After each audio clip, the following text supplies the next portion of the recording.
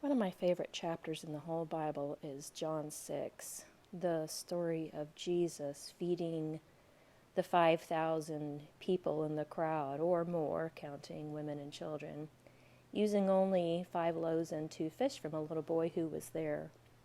Everybody had their fill, and there was 12 baskets left over even. And they thought this was so great they were going to seize him and make him their king, so he kind of slipped away. And that night he crossed the sea over to Capernaum, and his disciples had crossed as well. The next day, the crowd that was still there was looking for him, and they figured out he was gone and his disciples were gone. They figured out, oh, they probably crossed over the sea. So they got to their boats, crossed over the sea, and they went searching for him. And then when they found him, they so slyly said, "Oh, hey, Rabbi, when did you get here?" And he said, basically, I'm paraphrasing, "Hey, I know why you're here. You want another miracle. You want some more food. Don't work for food that, perishes." And they still were trying to convince him to do the same thing again. And there's this back and forth that to me is just really kind of funny, how they weren't getting it and how Jesus kept escalating the dialogue until finally he basically says, "Look, I am the bread of life. You have to eat my flesh and drink my blood," which ended the conversation for a lot of people. They kind of freaked out, and a lot of them left.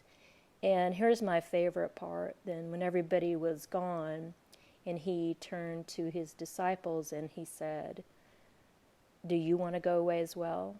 And Peter, you gotta love Peter, he said, "Lord, to whom shall we go? You have the words of eternal life. And we have believed and have come to know that you are the Holy One of God." I just think that's so awesome because I feel that way a lot. Like things are not going well, even through all my years of having faith and believing and being a believer and trusting in the Lord. I sometimes feel like, should I just quit? And it always rises up in me, where else am I going to go? Where else could I possibly go? I know the Lord. I know God made this whole world. I know Jesus lived and died for me, and that his eternal love is preserving me, and someday I will be with him in eternity. Where else can we go? And this same sentiment is also expressed in Revelation chapter 2, where we read about the letters to the churches.